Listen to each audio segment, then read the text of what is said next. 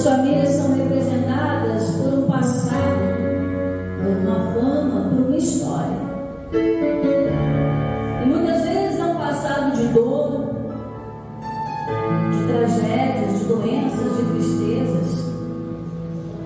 E hoje nós estamos no presente e ouvimos falar dessas histórias. Mas no amanhã, quando a sua geração estiver de pé, qual o passado que você vai deixar para ela? Qual o passado que você quer que a sua geração se lembre? Você tem esse poder nas mãos agora.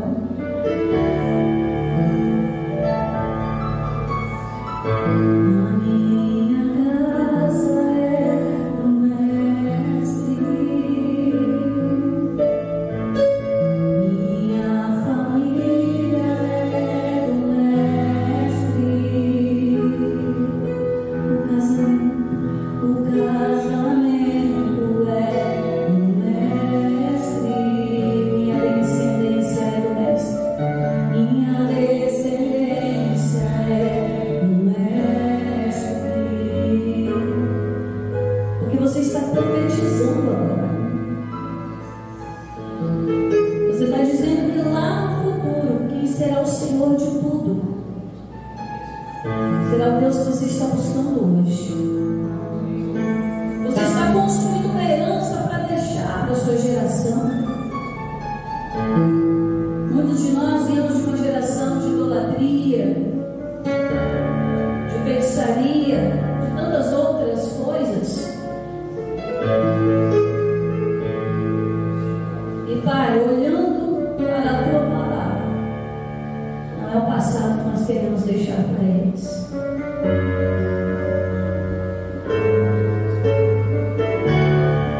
Queremos deixar um futuro, Senhor, de fé e esperança. Para que lá na frente, quando um membro da nossa casa buscar o Senhor, ele possa o encontrar. Porque o Senhor disse que não seria para nós um Deus estranho. O Senhor não seria para nós distante, Senhor, mas que seríamos o teu povo. E o Senhor faria conserto até com aqueles que estão longe, tão distantes. Talvez no momento agora estão tão distantes da tua presença, mas nós estamos trabalhando para mudar essa situação. Cremos no Senhor Jesus Cristo e somos salvos.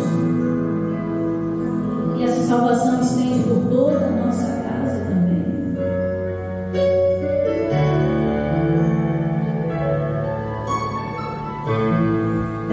A Deus eu entreguei o barco do meu ser e entrei no mar fora. Sei para as ondas grandes vêm, as ondas grandes vêm, tentando me afastar pra longe da presença dele. Não vai conseguir, porque nós temos poder e autoridade para dizer ao mar: aquieta-te. Iremos navegar em águas profundas, e se necessário o Senhor nos fará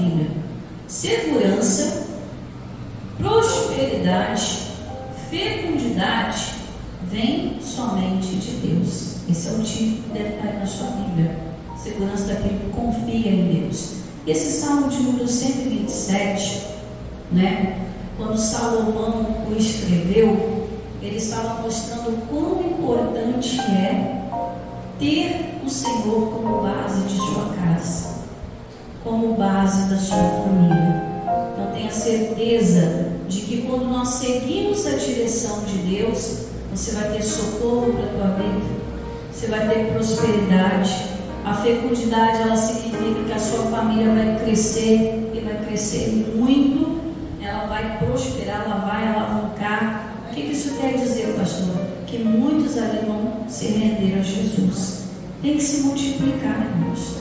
A casa precisa crescer. Porque imagina só, se só a gente serve a Deus e a gente vai morar com Jesus, quem é que fica?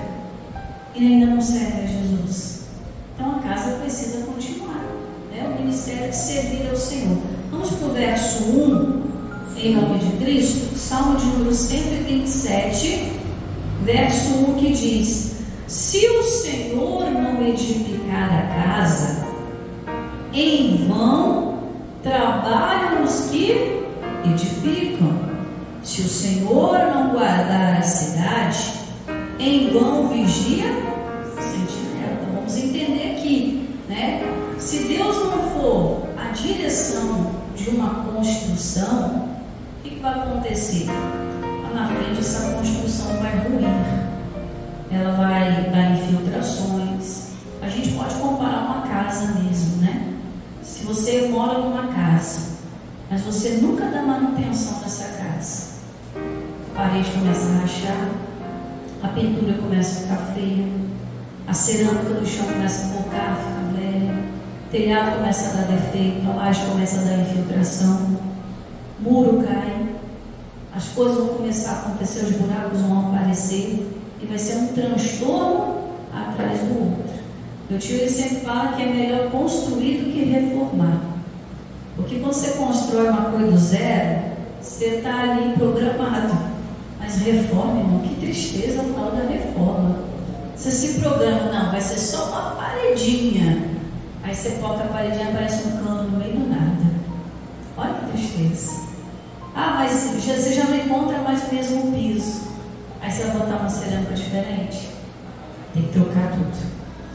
Aí você vai, faz um pedaço, a parede chegou de uma cor e outra, aí já vai ter que amassar, já vai ter que pintar. Aí você, já que é para trocar, vamos trocar tudo logo. E aí a obra só vai aumentando. E é um transtorno, irmãos. Por quê? Porque a construção você não está lá dentro. Você está fora, depois você vai entrar de pronto. Não é assim? Só que reformando você está dentro. E reformar é trabalho. Então o Senhor está falando que é melhor a gente começar a edificar da maneira certa e cuidar dessa edificação conforme a direção que Deus está dando, para evitar esse transtorno da reforma. Porque tem casa, irmão, que vai ser muito mais do que apenas um prejuízo. Eu lembro de uma reforma que a gente fez na nossa igreja lá em Barcelona, quando eu era pastora, irmãos, um paredão, né? Tinha ventilador e tal. Aí eu falei com meu marido assim, fura aqui para a gente acrescentar mais um ventilador. Ele furou. Irmão, você acredita que ele furou no meio do cano certinho? Aí, da onde que surgiu esse cano? Ele tapa aqui. A gente não sabia onde estava o registro da igreja. Não tinha condição de falar com o dono do salão. Irmãos, eu fiquei quase uma meia hora com a mão segurando até conseguir achar alguém, um vizinho, para indicar para a gente onde era o registro, achar as coisas para tapar. E aí conseguiu tapar o vazamento. Aí ficou aquela parede toda encharcada, que troço tudo feio. E era no final de ano, irmãos, na reunião de Natal, que eu gosto de enfeitar a igreja, deixar bonitinho. Aí eu tive que botar uns pães pendurados. Não, foi a treva, né? Aquele dia foi a treva. Aí a gente ainda demorou para poder mexer naquilo tudo, né? Foi um transtorno atrás do outro. Foi aparecendo coisa. E é assim, irmãos, quando a gente decide fazer algo, outras virão para tentar o quê? Fazer você desistir daquilo ali. Deixa eu deitar. Mexe mais não, dá trabalho. Irmãos, viver em família dá trabalho. Viver com pessoas dá trabalho. Mas nós conseguimos conciliar todas essas coisas, todas as mudanças que precisam ser feitas, se a gente fizer na direção de Deus. Não vai pesar. Se a gente fizer um pouquinho de cada vez, mas da maneira certa, a gente não vai ter transtorno. O que eu devia ter feito? Olha só que eu aprendi. Antes de furar qualquer parede, pergunte ao dono do imóvel. Aqui, a primeira coisa que eu fiz. Eu cheguei aqui, né, que a gente começou a reforma aqui na igreja. Tem um mês e alguns dias que a reforma está sendo feita. Eu já perguntei, não tem cano. Pastor, pode furar aqui, pode furar aqui, mas lá na última não.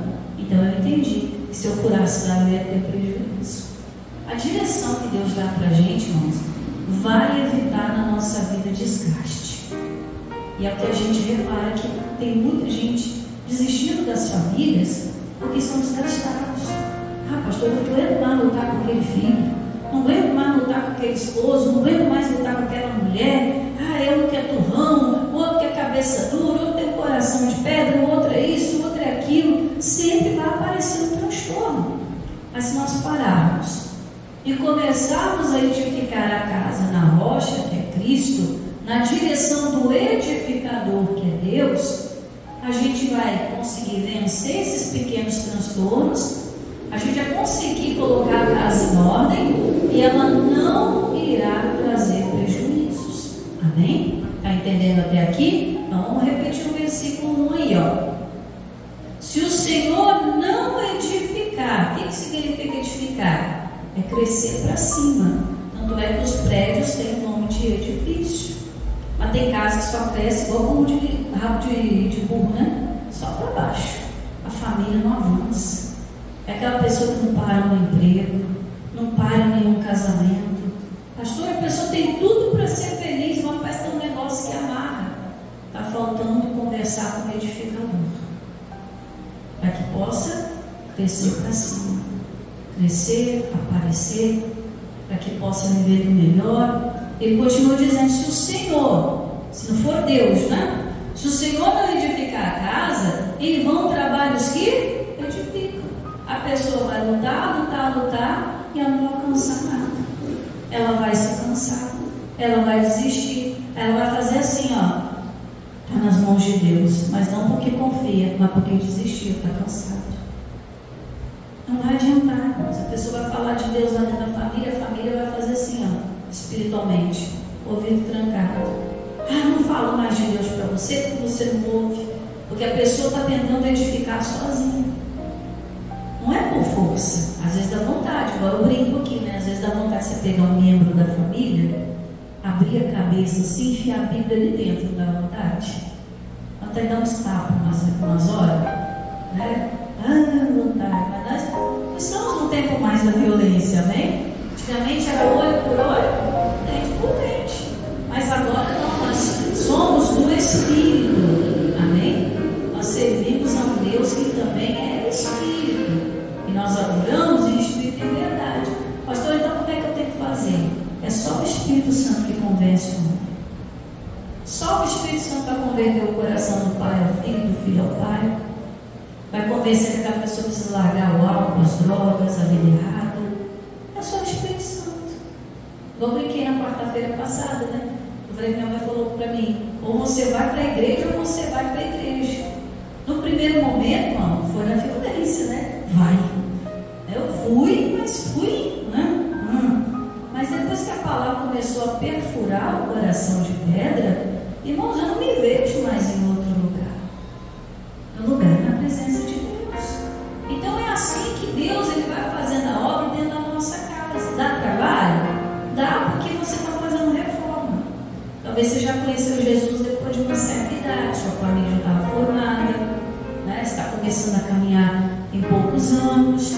Não foi aquela coisa desde o início. Vai dar um pouco de trabalho? Dá, mas depois de pronto também vale a pena, não vale? Tudo reformado, tudo novinho, tudo bonitinho, depois que sai aquele catinga de poeira, aquele resto de construção, você toma aquele banho, você senta e você contempla toda a obra que foi feita, não é bonito? É assim que Deus faz, né? Dá trabalho, mas se você for junto com o edificador, você vai edificar e não vai ter trabalho. Continuando o versículo 1 ainda. E se o Senhor não guardar a cidade, né, a cidade que representa a nossa casa, tá? Se o Senhor não guardar a cidade, em vão vigia a sentinela. Eu sempre costumo dizer que nós não temos olhos na nuca, né? Tem gente que parece que enxerga lá atrás, mas nós não temos isso. A gente só enxerga o que está à frente. Eu sempre dou um exemplo simples. É igual aquela mãe quando vai deixar o filho primeira vez na escola. Dá um aperto no coração você deixar o filho primeira vez na escola. Aí você fica querendo entrar junto. Aí chega uma certa altura no portão, o porteiro ou a professora te barra e fala assim, pode deixar que daqui para dentro a gente cuida, né? A gente fica com receio, a gente que é pai, a gente que é mãe, claro que fica, porque um bem precioso que nós temos está na mão de outra pessoa. Mas se acontecer alguma coisa, você vai poder fazer algo de longe? Não. Quando um filho, quando o marido, quando a esposa sai para trabalhar de manhã, até chegar no trabalho, tem como você ficar com o olho vigiando? Não tem. Pastor, então como é que faz? Se eu confiar no guarda de Israel, não vai ser inútil a minha sentinela, o meu vigiar. Eu vigio sobre a palavra e Deus vigia aquilo que é meu. Aí o filho vai, volta, vai com Deus, volta com Deus. Amém? Vai para o trabalho com Deus, volta do trabalho com Deus. Mas a gente em si não pode fazer nada, irmãos. Mas se confiarmos no guarda de Israel, ele vai guardar a nossa casa. Mas tem gente que quer fazer tudo, né? Tem aquelas mães que querem enfiar o filho debaixo da asa, achando que vai poder proteger. Até certo ponto, protege. Mas vai chegar uma parte que você não vai poder estar ali 24 horas protegendo de tudo. Uma hora o filho vai ter que caminhar sozinho. Uma hora o marido vai ter que sair dentro de casa para poder trabalhar. A esposa, a mesma coisa. Mas quem é que vai cuidar? É Deus. O mesmo também, irmãos, acontece para os nossos bens, né? Tem gente que deixa o medo entrar no coração, enche a casa de aparato, coloca cachorro, né? Aqueles cachorros bravos, placa no portão, câmera, cerca elétrica, alarme, né? E ainda fica da cortininha olhando, vigiando a rua. Mas se o ladrão quiser entrar, ele vai entrar. Falei isso na semana passada. Quando o ladrão quer entrar, ele entra. O que impede de entrar nas nossas casas? Tanto o ladrão espiritual, que é o diabo, que mata, rouba, destrói, quanto o ladrão físico. Quem é que protege? É Deus. Só Deus para guardar. Você sai assim, ó, no portão da sua casa. A gente só vai saber disso no dia do juízo. Você vai lembrar disso no dia do juízo. Você vai lembrar, um dia a pastora Daiane pregou isso. Mas lá no dia do juízo, Deus vai mostrar quantos livramentos de bala perdida Ele nos deu, que a gente nem viu. Quantas má intenção de alguém que vinha ao nosso encontro até para roubar ou para fazer maldade, e Deus livrou. Porque não adianta a gente tentar todo o aparato se Deus não guardar. Não adianta a gente super proteger as coisas, as pessoas, se Deus não guardar. Versículo 2: Inútil vos será levantar de madrugada, repousar tarde, comer o pão das dores, pois assim dá Ele aos seus amados o quê? Pastor, eu tenho uma insônia, então Deus não me ama? Não, Ele dá sono para o amado dele. Como que a gente se torna amado de Deus? Quando a gente está na palavra. Amém? Porque às vezes a pessoa acorda cedo, ela faz toda a sua vigília, né, de trabalho, toda a sua jornada. Ela às vezes fica até de madrugada esperando o filho voltar para casa, igual eu falei no início, né? Do super proteger, guardar. Ela trabalha até altas horas para dar o melhor para dentro de casa. E muitas vezes, com isso tudo, ela não consegue ter uma noite de descanso. Sabe por que isso acontece, irmãos? Porque o coração da pessoa não está em paz. E quando o coração está em paz, ela descansa. Ela consegue deitar, ela consegue dormir e acordar no outro dia sabendo que Deus o guardou de tudo. Por isso que ele está dizendo aqui, ó. Ele dá ao seu amado o quê? O sono. O sono, ele simboliza um alto rejuvenescimento do próprio corpo. Eu estava lendo uma matéria ontem, né, falando o que acontece se a pessoa ficar um dia sem dormir. Eu achei interessante isso. Ela, a princípio, as primeiras 24 horas vai dar uma leve dor de cabeça, mas ela passa. Der 48 horas, a dor de cabeça vai intensificar. Ela vai ter momentos de tontura. Não é só falta de comida que dá tontura, não. Mas é falta de dormir também. Ela já vai ter algumas alucinações. E aí o corpo que precisa do descanso, ele vai entrar em colapso. É igual uma máquina, igual esse ventilador que a gente tem aqui. E se eu deixar ele ligado aqui hoje e for tentar desligar ele só no domingo, possivelmente se eu vier aqui na sexta, ele já talvez não está funcionando mais. Porque ele tem um tempo de rodar e um tempo de descansar. Mas se rodar direto, vai entrar em colapso. E aí o que vai acontecer? O cérebro tem um momento para descansar, o rim, o fígado, o estômago e assim por diante. O corpo entra em falência. A pessoa pode até morrer por falta de dormir. Eu não sabia que era tão sério, irmãos. Não sabia que era tão sério. Da ânsia de vômito, dor nas costas, dor na boca do estômago, repor aquelas energias. Aí depois que você dorme bem, você acorda o quê? Renovado. Então, quando a pessoa está em paz, o espírito dela está renovado. Ela sabe que se o diabo se levantar, não precisa se preocupar, porque Deus está cuidando. Amém? Ela sabe que se o membro da casa sair para trabalhar, ele vai voltar em segurança, porque Deus está cuidando. Então ela está tranquila. Mas não adianta eu ficar nessa palavra que, não, eu creio que Deus está guardando. Aí o filho sai de casa, eu vou dormir quando fulano não chegar. Ué, cadê a parte do sono que ela pode dormir tranquila que Deus vai guardar? Deus guarda.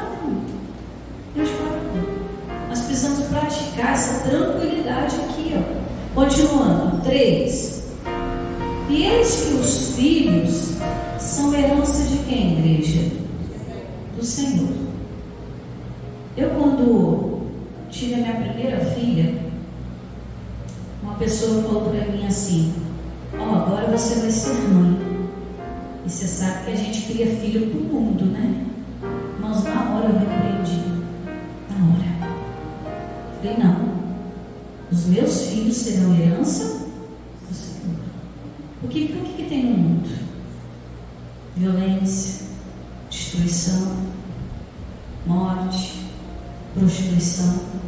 Eu estou criando filho para isso? Noites e noites em claro ali, cuidando, limpando, educando aos pais que se levantam cedo para trabalhar, para trazer o alimento, para no final de tudo o filho ficar com o mundo? Não. São herança de quem? Do Senhor. Então, meu irmão, quem é aqui que vai cuidar dele? O Senhor. Através da sua fé, do seu amor. Ah, pastor, você não conhece o que tem lá em casa. Realmente eu não conheço, mas Jesus conhece. É tempo de reforma, irmãos. Reformar dá trabalho. Lembre-se disso. Eis que os filhos são herança do Senhor, e o fruto do ventre, o seu galardão, a recompensa. Talvez, irmão, como eu falei, você não começou com Jesus desde o começo da sua vida. Talvez você encontrou na metade da caminhada, os filhos já estavam criados. Eu mesmo vim para Jesus com 18 anos. Eu tinha uma vida antes, eu tinha uma rotina antes. Mas depois que a palavra entrou, a rotina mudou. Talvez você já tenha uma rotina estabelecida na sua família. Ah, pastor, eu já tenho um lá que, né, já até casou, já tem filho, né, mas ainda bebe, ainda fuma, ainda isso, ainda aquilo. Não importa, irmãos. Não importa. Jesus tem poder de alcançar. Amém? A Bíblia diz que quando aquele carcereiro que prendia Paulo e Silas, naquela noite ia tirar a própria vida com medo que os presos tivessem fugido, Paulo fala para ele: ó, não precisa se matar não, porque a gente está aqui, ninguém fugiu. E ele olha para Paulo e Silas e pergunta, né, pede luz e pergunta: o que eu posso fazer para ser salvo? E aí Paulo diz para ele: ó, crede no Senhor Jesus Cristo, será salvo tu e toda a tua casa. Naquela mesma noite, diz a palavra, que eles receberam a palavra de Deus com alegria e foram todos batizados. A família daquele carcereiro não tinha nem Jesus, nem conhecia. Era uma família já pronta, que talvez não tivesse respeito com nada e com ninguém. Mas por causa daquele carcereiro que aceitou Jesus, a família se rendeu. Então eu sempre falo, irmãos, tudo está nas nossas mãos. A gente tem poder, autoridade. A autoridade da sua casa, né, abaixo de Deus é você. Deus em primeiro. Mas quem coordena espiritualmente lá dentro é você, através da sua oração, do seu crer, da campanha que você faz. Então aqui até o fruto vai ser o que? Um galardão, vai ser bênção, vai ser uma recompensa. Aí você vai poder chegar no fim da vida e dizer: Deus restaurou minha família, essa aqui é a minha melhor recompensa. Talvez o filho que mais deu trabalho, né? Talvez aquele filho que ninguém tinha esperança que mudasse por nada, é o que vai trazer uma recompensa de alegria para você. Tudo está nas mãos de Deus, irmão. Versículo 4: e como flechas na mão do valente, assim são os filhos de quê? Da mocidade. Ou seja, o mais novo, né? A mocidade representa o segundo estágio depois da conversão. Vai ser tudo melhor, irmãos. Flecha na mão do valente é para quê? Para ir lá e guerrear, para conquistar. Vão fazer muito mais depois de conhecer Jesus do que antes já fizeram. Não tem que ficar na perseverança. Não pode desanimar, não pode desistir. 5. Bem-aventurado, sobretudo, né? Bem-aventurado o homem que enche deles a sua aljava. Eu digo aqui, irmãos, que não só filhos físicos, tá? Mas também filhos espirituais. Aquela pessoa que você ganha para Jesus, ela vai ter uma eterna gratidão por você, saber disso. E quando você tiver necessidade, aquela pessoa vai te ajudar. Eu atendi uma pessoa ontem, né? Ela falou assim para mim, ela falou assim: olha, Eu louvo a Deus pela sua vida, porque no momento que eu mais precisei, né, você me deu palavras de conforto para eu não desanimar. Eu ainda até brinquei com ela, foi, mas eu não lembro não. Ela foi, o momento mais difícil. Você me ajudou com palavras de ânimo, e agora eu estou aqui estendendo a mão para você. E é assim que Deus faz, irmão. Espiritualmente, uma mão lava a outra. Amém? Alguém vai te ajudar na reforma. Alguém vai te ajudar a trocar o piso. Vai ajudar a pintar a parede. Sua casa vai ficar bonita. Vamos encerrar aí. 5. Bem-aventurado o homem que enche deles a sua aljava. Não serão o quê? Confundidos. Quando falarem com seus inimigos, aponta. O que isso quer dizer, pastor? Que quando o problema se levantar, você não vai ter dúvidas nenhuma do que fazer, de onde repreender o mal. Você não vai entrar em discussão com ninguém, você não vai brigar com ninguém. Você vai entrar no seu quarto, fechar a porta. Escuta aqui, demônio, meu filho é herança do Senhor, nem você não toca. Escuta aqui, Satanás, meu casamento é bênção de Deus, você não vai tocar nele não. Escuta aqui, diabo, nessa casa Deus é o Senhor. Não, ó, como diz o capixaba, toca fora daqui. É assim. Você não vai se confundir. Você vai saber exatamente, quando bater os olhos, o que tem que fazer. É igual você olhar para uma parede assim, ó. Precisa mexer. Lá, precisa mexer. Amém? Também está diferente? Precisa mexer. Você vai identificar assim, ó. Precisa mexer. Amém?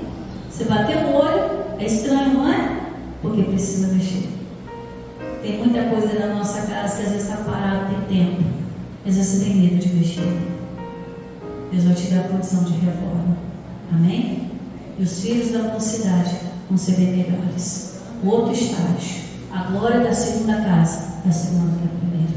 Você crê nisso? Aplauda Jesus bem forte. Glória a Deus. Aleluia. Esse é o Deus que nós servimos. Deus de Sadraque, Mesaque, Abednego, de Daniel, de Davi, do João, do José, da Maria. Deus é Deus em todo o tempo. Deus tem um plano para você. Reforma, construção, seja o que for, se alinhe, fica junto com o edificador. Amém? Coloca a mão sobre o teu coração. Pai, nós estamos nessa campanha. Meu Deus, Ele para transformar um coração de pedra. É que o Senhor, como diz na tua palavra, troca, Senhor, o coração de pedra por um coração de carne. E, meu Deus, as pessoas num ato de fé estão representando através do nome, Pai, daquela pessoa que tem sido tão dura, mas tão dura que ela nem aceita o Evangelho. Oh, meu Deus, mas não há, Pai, impedimentos para o teu poder operar. O Senhor pode alcançar quem está perto e o Senhor pode alcançar quem está longe. A tua palavra diz isso.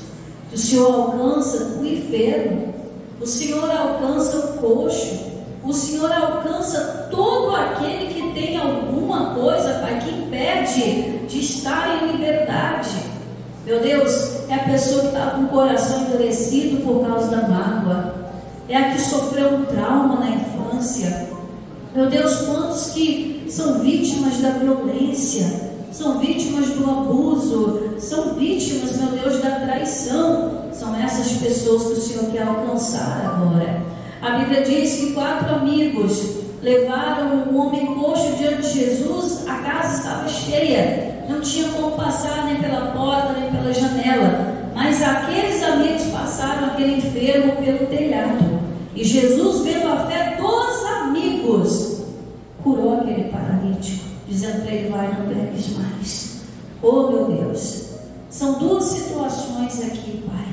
A situação da fé, que mesmo não sendo ali aquele homem sangue, o sangue daqueles amigos, mas o amor por aquele enfermo era tão grande que Jesus, quando olhou a fé daqueles homens, teve compaixão e disse ao paralítico: perdoados estão os seus pecados. Porque, Pai, também temos a situação do paralítico. Isso remete que algo estava dentro do interior dele. Talvez um trauma, talvez uma dor, talvez uma revolta, algo que estava distanciando ele do Senhor, e aquilo se tornou um pecado. Porque pecado não é só matar, prostituir, roubar. Pecado é tudo aquilo que afasta a pessoa de Deus. Talvez a gente não sabe, mas talvez aquele paralítico, ele ficou enfermo de tanta mágoa, de tanta dor, de tanta raiva, de tanta revolta. Mas quando ele viu a atitude dos amigos e viu que Jesus tinha poder para curar, o coração se abriu. Aquele homem pegou a cama dele, se levantou e foi. Ah, meu Deus, talvez muitos assim na nossa casa estão presos. Pastor, aquele membro da minha família é tão revoltado, pastor. Às vezes eu tenho medo até de conversar, porque é cada ignorância, cada palavra dura. Meu irmão, Deus pode quebrar o coração de pedra através da sua fé. Ah, pastor, o coração da esposa foi algo no passado que aconteceu no início do casamento, nunca mais foi a mesma coisa.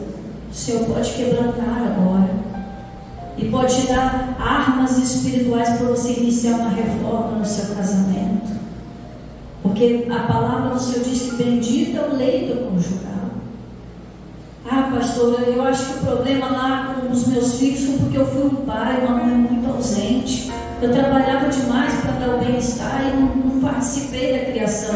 Meu irmão, as coisas que passaram, já passaram. O Senhor pode fazer coisas novas agora. Talvez o tempo que lá atrás você não pôde dedicar, agora com sabedoria você vai poder. Faça o teu melhor agora.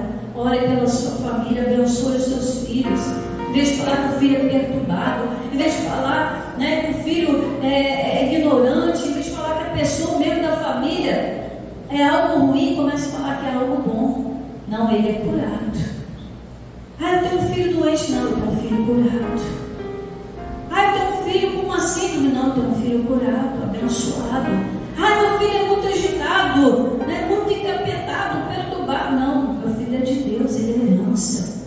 O Senhor não daria herança ruim para ninguém, não. Ame com o amor de Deus e Deus pode restaurar a sorte. Lembra daquele homem que levou o filho para que os discípulos pudessem curar, mas nada puderam fazer. Havia incredulidade naquele coração. Ele diz: Jesus, me ajuda na minha incredulidade. Me ajude a crer que a minha casa vai alcançar o céu, Senhor.